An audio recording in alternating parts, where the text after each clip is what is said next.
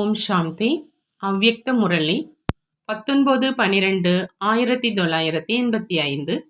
அவ்யக்த பாப்தாதா, மதுபன். இன்றைய முரளியின் தலைப்பு தந்தையை பின்பற்றி நடப்பது. தந்தையை பின்பற்றி நடப்பது. இன்று அனைத்து அன்பான குழந்தைகளின் அன்புக்கான பிரதிபலன் கொடுப்பதற்காக தந்தை அவர்களை சந்திப்பதற்காக வந்திருக்கிறாங்க. உடலற்ற பாப்தாதாவுக்கு உடலினுடைய ஆதாரத்தை எடுக்க வேண்டியதாக இருக்குது. எதுக்காக? குழந்தைகளையும் உடலற்றவர்களாக ஆக்குவதற்காக. எப்படி தந்தை உடலற்றவர் உடலில் வந்த போதிலும் உடலற்ற சொரூபத்துல உடலற்ற தன்மையின் அனுபவத்தை செய்விக்கிறார். அதே மாதிரி நீங்கள் அனைவருமே வாழ்க்கையில இருந்துகிட்டே உடல்ல இருந்துகிட்டே உடலற்ற ஆத்ம நிலையில நிலைச்சிருந்து செய்விப்பவராக ஆகி இந்த உடல் மூலமா காரியங்களை செய்வீங்க. இந்த உடல் செய்வது, உடலற்ற நீங்கள் செய்விப்பவர். இந்த நிலையைத்தான் தேகமற்ற நிலை அப்படின்னு சொல்றது. இதையத்தான் தந்தையை பின்பற்றி நடப்பது என்று சொல்றது. இப்பொழுதும் தந்தையை பின்பற்றி நடப்பதற்காக தன்னுடைய புத்தியை 2 நிலைகள்ல நிலைச்சு வைங்க அப்படின்னு பாபா சொல்றாங்க. தந்தையை பின்பற்றி நடப்பதற்கான நிலை எப்பொழுதும் அசரீரி ஆகுக, தேகம் அற்றவர் ஆகுக, நிராகாரி ஆகுக. தாதா அதாவது பிரம்மா தந்தையை பின்பற்றி நடப்பதற்காக எப்பொழுதும் அவ்யக்த நிலை உள்ளவராக ஆகுங்க. பரிஸ்தா சொரூபமாக ஆகுங்க. ஒளி வடிவ உடல் உள்ளவராக ஆகுக. இந்த 3 நிலைகளை நிலைத்திருப்பது என்பது தந்தையை பின்பற்றி நடப்பது. இதுல கீழே பௌதிக உணர்வு, தேக உணர்வு, நபர்களினுடைய பாவனை என்பதில் கீழே வராதீங்க. பௌதிக உணர்வு மற்றும் மனித உணர்வு கீழே கொண்டு வருவதற்கான ஆதாரம். எனவே அனைத்தையும் விட்டு விலகி இந்த 2 நிலைகளில் எப்போதும் நிலைத்திருந்துங்க.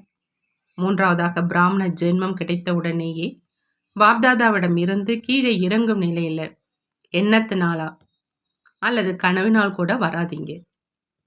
இது மாற்றா நிலை அப்படிங்கிற அந்த அறிவுரை கிடைச்சிருக்குது. ஒருவேளை அறிவுரையை மீறி நடக்கிறாங்க அப்படின்னா தொந்தரவும் அடைகிறாங்க, வேதனையும் அடைகிறாங்க. ஆகினால எப்பொழுதும் மதிப்புடன் இருப்பதற்காக, எப்பொழுதும் பிராப்தி சுரூப நிலையில நிலைத்திருப்பதற்கான சகஜ சாதனம் தந்தையை பின்பற்றி நடப்பது. பின்பற்றுவது சுலபமாக இருக்கும் இல்லையான்னு பாபா கேட்குறாங்க. வாழ்க்கையில குழந்தை பருவத்துல இருந்து பின்பற்றுவதில் நீங்க அனுபவிகள். குழந்தை பருவத்திலும் நடப்பதற்கும் எழுவதற்கும் அமர்வதற்கும் தந்தை குழந்தைகளின் விரல்களை பிடித்து பின்பற்றி செய்ய வைக்கிறாங்க. பிறகு எப்போ குடும்பஸ்தன் ஆவது என்றாலும் கணவன் மனைவிக்கு ஒருவர் இன்னொருவர் பின்னால் பின்பற்றி நடப்பதற்கு கற்றுக் கொடுக்கிறாங்க. பிறகு வயதான காலத்துல குரு வைக்கிறாங்க என்றாலும் குருவை பின்பற்றி நடப்பவர்களாக ஆகிறாங்க. உலகியல் வாழ்க்கையிலும் தொடக்கத்திலிருந்து இறுதி வரை பின்பற்றி நடப்பதாக இருக்க வேண்டியதாக இருக்குது இல்லையா? ஆன்மீக பரலோகத்து தந்தையும் ஒரே ஒரு சுலபமான விஷயத்தின் வழியை சொல்றாங்க. என்ன செய்வது, எப்படி செய்வது, இப்படி செய்யலாமா அல்லது அப்படி செய்யலாமா என்ற விஸ்தாரத்துல இருந்து விடுவித்துடுறாங்க. அனைத்து கேள்விக்கான ஒரே ஒரு பதில்தான் தந்தையை பின்பற்றி நடப்பது. நடைமுறை ரூபத்திலும் பொறுப்பாளராக ஆகி கர்மம் அதாவது காரியம் செய்வதை கற்றுக் கொடுப்பதற்காக முழுமையா 84 ஜென்மங்கள் எடுக்கும் பிரம்மாவின் ஆத்மா அதுக்கு பொறுப்பாக ஆச்சு. செய்யும் காரியத்துல கர்ம பந்தனங்களிலிருந்து விடுபடுறதில்ல, கர்ம சம்பந்தத்தை வைத்து நடந்து கொள்வதில், தேகத்தில் இருந்துகிட்டே தேகமற்ற நிலையில் நிலைத்திருப்பதில்லை, உடலின் பந்தனங்களை விடுவிப்பதில்லை, மனதின் முழு ஈடுபாட்டில் மூழ்கியிருக்கும் நிலையில பணத்தின் ஒவ்வொரு பைசாவையும் பயனுள்ளதாக ஆக்குவதில்லை. சாகார பிரம்மா சாகார வாழ்க்கையில பொறுப்பாளர் ஆனார். கர்ம பந்தனத்தில் இருக்கும் ஆத்மா கர்மாதீதாவதின் உதாரணமாக ஆனார். அப்படி நடைமுறை வாழ்க்கையை பின்பற்றி நடப்பது சுலபம்தான் இல்லையா அப்படின்னு பாபா கேட்கிறாங்க. இதுதான் தந்தையை பின்பற்றி நடப்பது என்ற பாடம். கேள்விகள் கூட உடல் சம்பந்தமான, உறவுகள் சம்பந்தமான, பணம் சம்பந்தமான கேள்விகளைத்தான் கேட்குறாங்க. அனைத்து கேள்விக்கான பதில் பிரம்மா தந்தையினுடைய வாழ்க்கை. எப்படி இன்றைய நாட்கள்ல அறிவியலை சேர்ந்தவங்க ஒவ்வொரு கேள்விக்கான பதிலை கம்ப்யூட்டரிடம் கேட்குறாங்க. ஏன்னா மனிதனின் புத்தியை விட இந்த கம்ப்யூட்டர் மிகவும் சரியானது அப்படின்னு நினைக்கிறாங்க. உருவாக்குபவரையும் விட உருவாக்கப்பட்ட பொருளை மிக சரியானதுன்னு நினைக்கிறாங்க. ஆனா நீங்க அமைதியானவர்களை பொறுத்தளவுல பிரம்மாவினுடைய வாழ்க்கைதான் மிக சரியான கம்ப்யூட்டர். எனவே என்ன, எப்படி என்று கேட்பதற்கு பதிலா வாழ்க்கையினுடைய கம்ப்யூட்டரை பாருங்க. எப்படி மற்றும் என்ன அப்படிங்கிற இந்த கேள்வி இப்படி என்பதெல்லாம் மாறிடும். கேள்விகள் நிறைந்தவருக்கு பதிலாக மகிழ்ச்சி நிறைந்தவராக ஆயிடுவீங்க. கேள்விகள் நிறைந்தது குழப்பமான புத்தி. எனவே கேள்விக்குறியும் வளைந்து நெளிந்து இருக்கும். கேள்விக்குறி எழுதுனீங்க அப்படின்னா வளைந்த கோடாகத்தான் இருக்கும் இல்லையா? மேலும் மகிழ்ச்சி நிறைந்த நிலை புள்ளி. புள்ளியில ஏதாவது வளைந்து நெளிந்து இருக்குமா? 4 புறங்கள்ல இருந்தும் ஒரே மாதிரி தான் இருக்கும். புள்ளியை எந்த பக்கம் பார்த்தாலும், நேராக பார்த்தாலும், தலைகீழாக பார்த்தாலும் நேராகத்தான் தென்படும் இல்லையா? மேலும் ஒரே மாதிரி தான் தென்படும். மகிழ்ச்சி நிறைந்த நிலை என்றால் ஒரே சீரான நிலையில தந்தையை பின்பற்றி நடக்கிறோம். இருந்தும் சாரமாக என்ன கிடைச்சது? ஸ்தூலமான ரூபத்தில் உடலில் இருக்கும் பிரம்மா தந்தையை மற்றும் ஒளி வடிவான உடலில் இருக்கும் பிரம்மாவை பின்பற்றி நடங்க. பிரம்மா தந்தையை பின்பற்றினாலும் சரி, சிவத்தந்தையை பின்பற்றினாலும் சரி, ஆனால் வார்த்தை அதே தான், ஃபாலோ ஃபாதர். எனவே பிரம்மாவினுடைய மகிமையை பிரம்மா வந்தே ஜெகத்குரு அப்படின்னு சொல்றாங்க. பிரம்மாவினுடைய மகிமையா பிரம்மா வந்தே ஜெகத்குரு அப்படின்னு சொல்றாங்க. ஏன் அப்படின்னா பின்பற்றி நடப்பதற்காக நடைமுறை ரூபத்துல பிரம்மா தான் பௌதிக உலகத்துல பொறுப்பாளராக ஆனாங்க. நீங்கள் அனைவரும் கூட தன்னை சிவகுமார் சிவகுமாரி என்று சொல்றது கிடையாது. பிரம்மா குமார் பிரம்மா குமாரி என்றுதான் சொல்றீங்க. சாகார படைப்பின் சாகார சிரேஷ்ட வாழ்க்கையின் உதாரணமாக பிரம்மா தான் ஆகிறார். ஆகவே சத்குரு என்று சிவ தந்தையை சொல்றாங்க. கற்றுக் கொடுப்பவர்களையும் குரு அப்படிதான் சொல்லுவாங்க. உலகத்துல கற்றுக் கொடுப்பதற்காக பிரம்மா தான் பொறுப்பாளராக இருக்கிறாங்க. ஆகினால் ஒவ்வொரு காரியத்திலும் பின்பற்றி நடக்கணும். இந்த கணக்குப்படி பிரம்மாவை ஜெகத்குரு அப்படின்னு சொல்றாங்க. ஆகினால் உலகம், அதாவது ஜெகம், பிரம்மாவை பந்தனம் செய்து, ஜெகத்பிதா அப்படிங்கிற பட்டமும் பிரம்மாவினுடையது. விஷ்ணுவை மற்றும் சங்கரரை பிரஜாபிதா அப்படின்னு சொல்ல மாட்டோம். அவங்க எஜமானன் என்ற காரணத்தினால பதி, அதாவது அதிபர் அப்படின்னு சொல்றாங்க. ஆனால் பிரம்மா பிதா எந்த அளவு ஜகத்துக்கு பிரியமானவரோ அந்த அளவே ஜகத்திலிருந்து விலகியவராகி இப்போ அவ்யக்த ரூபத்தில் அவ்யக்த நிலையை பின்பற்றுறவங்க. அப்படி ஆகுக அப்படிங்கிற பாடத்தை கற்பித்து கொண்டிருக்கிறார். அவ்யக்த நிலையை பின்பற்றுபவர்கள் ஆகுகிற பாடத்தை அவ்யக்த ரூபத்துல இப்போ ஜகத்திலிருந்து விலகி கற்றுக் கொடுத்து கொண்டிருக்கிறார். புரிந்ததா அப்படின்னு பாபா கேட்குறாங்க.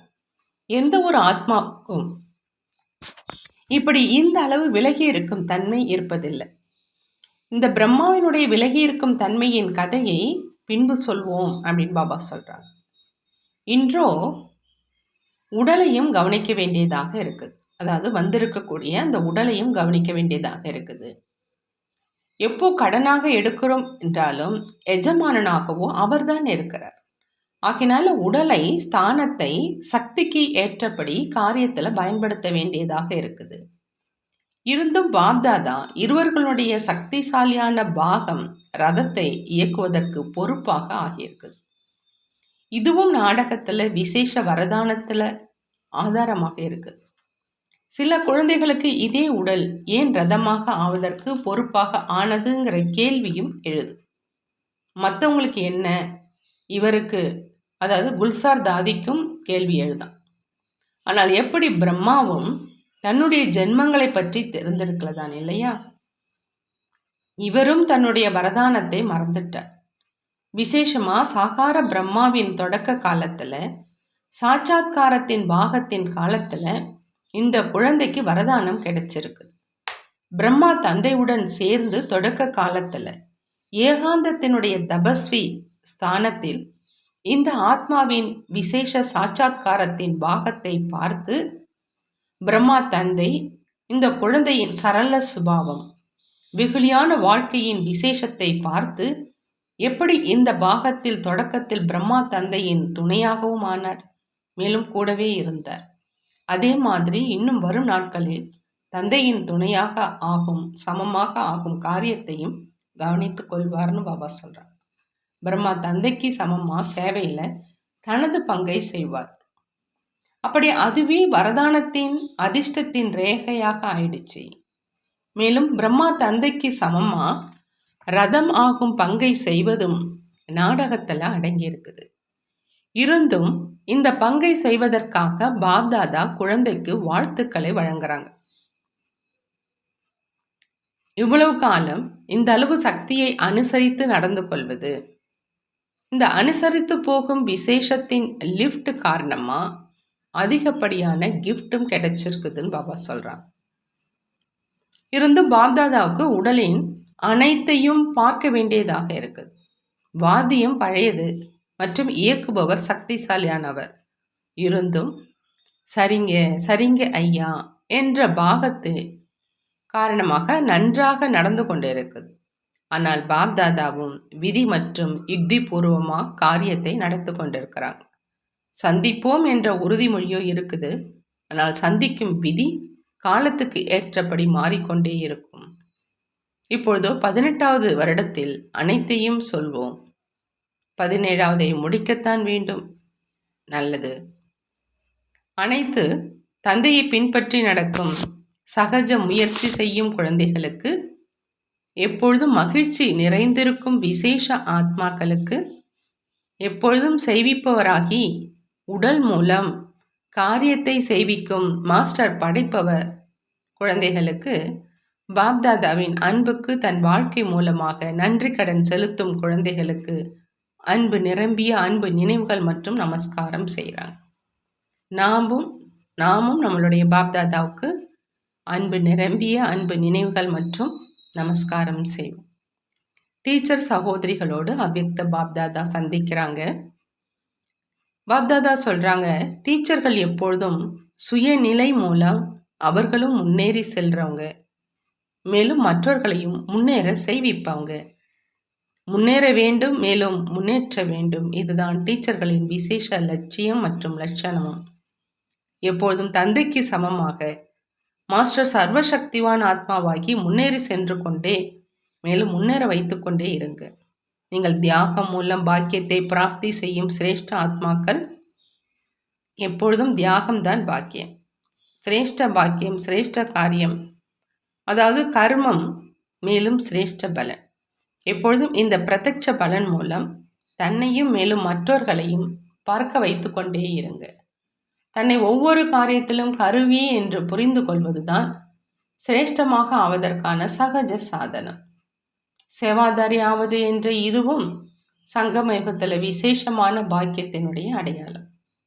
சேவை செய்வது என்றால் பல ஜென்மங்களுக்காக சம்பன்னம் ஆவது. ஏன்னா சேவை மூலம் சேமிப்பாகுது. மேலும் சேமிப்பு ஆனதை பல ஜென்மங்கள் அருந்திக்கொண்டே, அதாவது அனுபவித்து கொண்டே இருப்பீங்க. சேவையில் சேமிப்பாகி கொண்டிருக்குது என்ற நினைவு இருக்குது என்றாலும் எப்பொழுதும் குஷியில் இருப்பீங்க. மேலும் குஷியின் காரணமா ஒரு பொழுதும் களைப்படைய மாட்டீங்க. சேவை களைப்பற்றவர் ஆக்கக்கூடியது, குஷியினுடைய அனுபவம் செய்விக்கக்கூடியதுன்னு பாபா சொல்றாங்க. அடுத்து பாபா சொல்றாங்க, சேவாதாரி அப்படின்னா தந்தைக்கு சமமானவங்க. அந்த மாதிரி சமநிலையை சோதித்து கொண்டே தந்தைக்கு சமமானவராக ஆகி மற்றவர்களையும் தந்தைக்கு சமமானவர்களாக ஆக்கிக்கொண்டே இருங்கன்னு சொல்றாங்க பாபா. சேவை நிலையத்தினுடைய வாயு மண்டலத்தை சக்திசாலியாக ஆக்குவதற்காக 1-2 தடவை சுற்றி வருவதோடு சக்திசாலியான நினைவின் அனுபவங்களின் நிகழ்ச்சியை தயாரியுங்க. சக்திசாலியான சூழ்நிலை இயல்பாகவே பல விஷயங்களிலிருந்து தூரமாக ஆக்கிடுது. இப்பொழுது நீங்களும் தரம் உள்ளவராகி தரம் உள்ளவர்களை உருவாக்கி கொண்டே இருங்கன்னு பாபா சொல்றாங்க. அடுத்ததாக பாபா கேட்குறாங்க, அனைவரும் தங்களை எந்த விதமான மணி அப்படின்னு நினைக்கிறீங்கன்னு கேட்குறாங்க.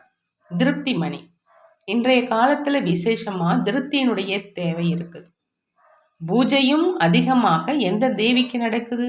சந்தோஷி தேவிக்கு.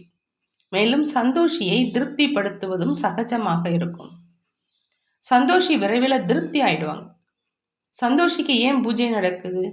ஏன்னா இன்றைய காலத்தில் டென்ஷன் அதிகமாக இருக்குது, பிரச்சனைகள் அதிகம். இந்த காரணத்தினால திருப்தியின்மை அதிகரிச்சிட்ருக்கு. ஆகையினால திருப்தியாக இருப்பதற்கான சாதனத்தையும் அனைவரும் யோசிக்கிறாங்க, ஆனால் செய்ய முடியாது. அந்த மாதிரியான நேரத்தில் நீங்கள் அனைவரும் திருப்தி மணிகளாக ஆகி திருப்தியினுடைய பிரகாசத்தை கொடுங்க. தன்னுடைய திருப்தியினுடைய பிரகாசம் மூலமாக மற்றவர்களையும் திருப்தியானவர்களாக ஆக்குங்க. தன்மேல் தானே திருப்தியாக இருங்க. பிறகு சேவையில் திருப்தியாக இருங்க. பிறகு சம்பந்தத்தில் திருப்தியாக இருங்க. அப்போ தான் திருப்தி மணின்னு சொல்லுவோன்னு பாபா சொல்கிறாங்க. திருப்திக்கான 3 சான்றிதழ்கள் வேணும். தன் மீது, சேவையின் மீது, பிறகு உடன் இருப்பவர்கள் மீது. இந்த 3 சான்றிதழ்களையும் பெற்றிருக்கீங்க இல்லையா அப்படின்னு பாபா கேட்குறாங்க. நல்லது. இருந்தும் உலகத்தின் குழப்பங்கள்லேருந்து விடுபட்டு அச்சல்கர் வரை வந்து சேர்ந்துட்டீங்க. இது தந்தையின் இடம்தான் அச்சல்கர். அப்படி அச்சல்கர் வரை வந்து சேர்வது கூட பெரிய பாக்கியத்தினுடைய அடையாளம் அப்படின்னு பாபா சொல்கிறாங்க. தியாகம் செஞ்சுருக்கீங்க, அதனால் அச்சல்கர் வரை வந்தடைஞ்சிட்டீங்க. பாக்கியம் நிறைந்தவர்களாக ஆகி பாக்கியத்தினுடைய ரேகையை இன்னும் எவ்வளவு நீளமாக போட விரும்புகிறீங்களோ அந்த அளவு போட முடியும். பாக்கியம் நிறைந்தவர் என்ற பட்டியலிலோ வந்துட்டீங்க. ஏன்னா பகவானினுடைய குழந்தைகளாக ஆயிட்டீங்க என்பதால் பாக்கியம் நிறைந்தவராக ஆகிட்டீங்க. மற்ற அனைவரிடம் இருந்தும் விலகி ஒருவரை தன்னுடையவராக ஆக்கிட்டீங்க என்பதால் பாக்கியம் நிறைந்தவராக ஆயிட்டீங்க. குழந்தைகளுடைய இந்த தைரியத்தை பார்த்து பாப்தாதா குஷி அடைகிறாங்க. என்னவாக இருந்தாலும் சரி, இருந்தும் தியாகம் மற்றும் சேவையின் துணிச்சலில் சிரேஷ்டமானவராக இருக்கீங்க. சிறியவர்களாக இருந்தாலும் அல்லது புதியவர்களாக இருந்தாலும் பாப்தாதா தியாகம் மற்றும் தைரியத்திற்கான வாழ்த்துக்களை சொல்கிறாங்க. பாப்தாதாவும் அந்த மரியாதையோடு பார்க்குறாங்க. பொறுப்பாளர் ஆவதற்கும் மகத்துவம் இருக்குது. இதே மகத்துவத்தின் காரணமாக எப்பொழுதும் முன்னேறிக்கிட்டே உலகின் மகான் ஆத்மாவாக ஆகி பிரசித்தியாக ஆகிடுறீங்க. தன்னுடைய மகான் தன்மையையோ தெரிஞ்சிருக்கீங்க இல்லையா அப்படின்னு பாபா கேட்குறாங்க. எவ்வளவு மகானோ அந்த அளவு பணிவானவர்கள். எப்படி பழுத்து குலுங்கும் மரத்தின் அடையாளம் வளைந்து கொடுப்பது, அதே போல யார் பணிவாக இருக்கிறாங்களோ அவங்க தான் பிரத்யக்ஷ பலன் என்ற பழத்தை அருந்துபவர் அப்படின்னு பாபா சொல்கிறாங்க. சங்கம யுகத்தினுடைய விசேஷமே இதுதான். அடுத்ததாக குமாரர்களோடு அவ்யக்த பாப்தாதா சந்திக்கிறாங்க. பாபா சொல்கிறாங்க, குமாரர் அப்படின்னா பலகீனத்தை நிரந்தரமாக தன்னிடம் இருந்து துண்டித்து கொள்பவர். குமாரர்னா பலகீனத்தை நிரந்தரமாக தன்கிட்ட இருந்து துண்டிக்கிறவங்க தான் குமாரர். அரை கல்பத்துக்காக பலகீனத்தை துண்டிச்சிட்டிங்க இல்லையா?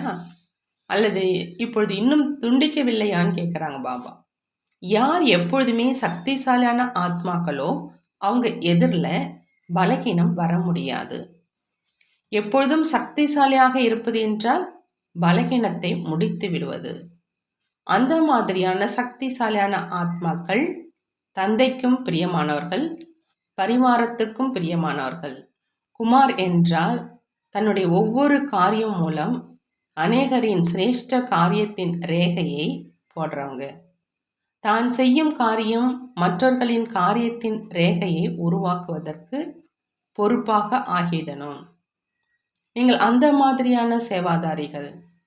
எனவேதான் செய்யும் ஒவ்வொரு காரியமும் அந்த மாதிரி தெளிவாக இருக்குதா, அதன் மூலம் மற்றவர்களுக்கும் கர்மத்தின் ரேகை தெளிவாக தென்படணும் அப்படின்னு பாபா சொல்றாங்க. அந்த மாதிரியான சிரேஷ்ட காரியத்தின் சிரேஷ்ட கணக்கை எப்பொழுதும் சேமிக்கக்கூடிய விசேஷ ஆத்மாக்களைத்தான் உண்மையான சேவாதாரின்னு சொல்றாங்க பாபா. நினைவு மற்றும் சேவைதான் எப்பொழுதும் முன்னேறி செல்வதற்கான சாதனம். முன்னேறி செல்வதற்கான சாதனம் பாபா சொல்றாங்க நினைவு மற்றும் சேவை அப்படின்னு.